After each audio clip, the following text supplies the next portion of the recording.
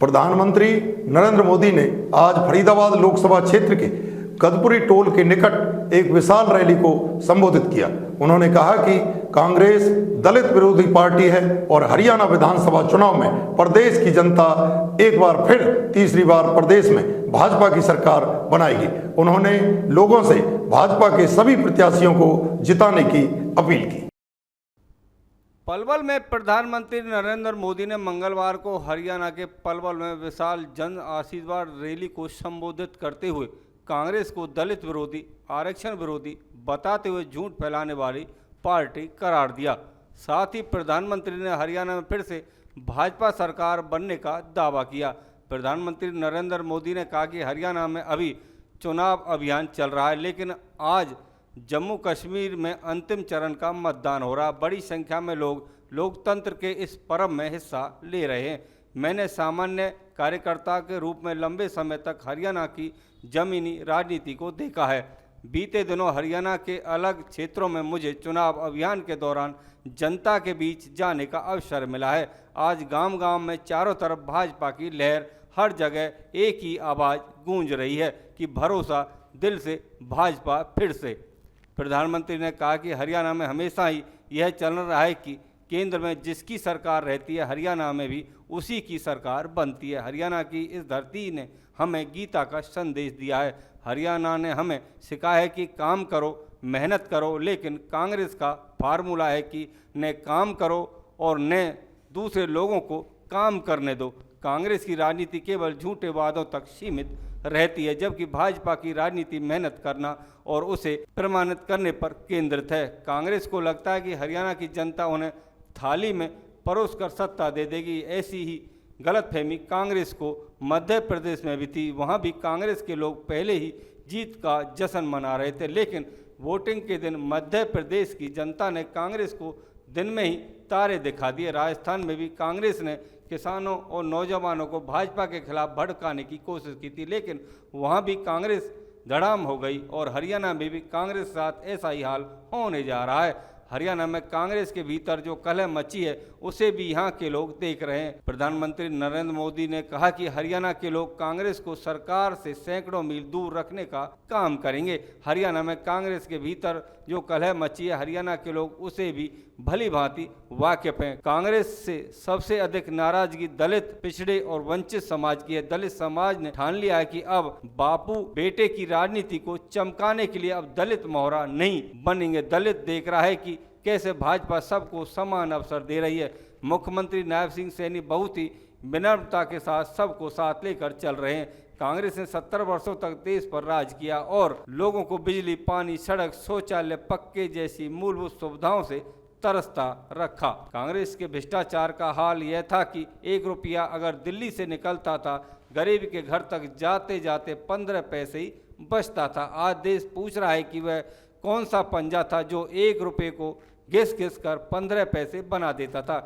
गरीबों के हक को लूटने वाले गरीब हटाने का नारा देते थे। कांग्रेस ने देश के लिए जरूरी हर विषय को उलझाए रखा। कांग्रेस ने अयोध्या में राम मंदिर नहीं बनने दिया।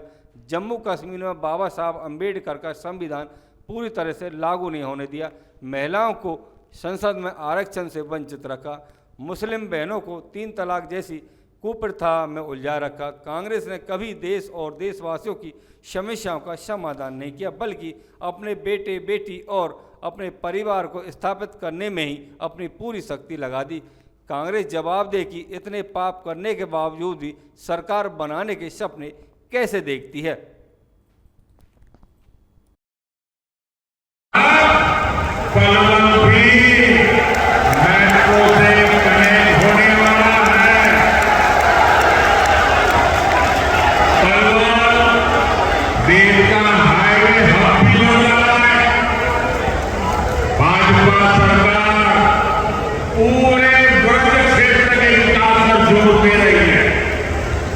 इसका फायदा यहाँ के लोगों को मिलेगा। पड़ोस में जेवर अंतराल में हवाई अड्डे से भी आपको बहुत लाभ होगा। ये एरिया रेल कनेक्टिविटी का भी हब बनता जा रहा है। पलवल, सोनीपत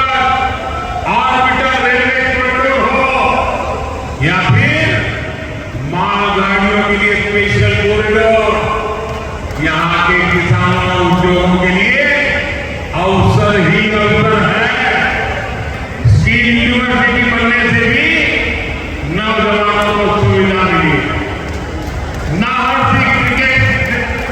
क्रिकेट स्टेडियम का निर्माण भी यहाँ के युवाओं को बहुत मदद करने वाला है। साथियों, ये चुनाव नया इतिहास बनाने का है।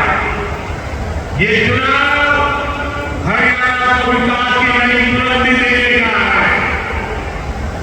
दिल्ली में आपका ये बेटा बैठा है।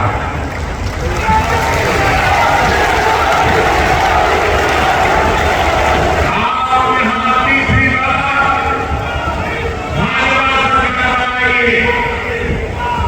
यहाँ पलवल की धरती से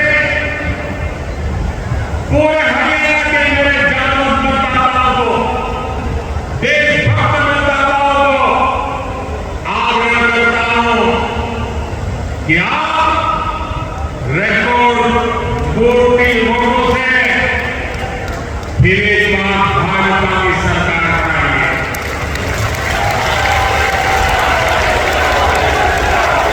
हरियाणा के तेज विकास की गारंटी ये मोदी की गारंटी है।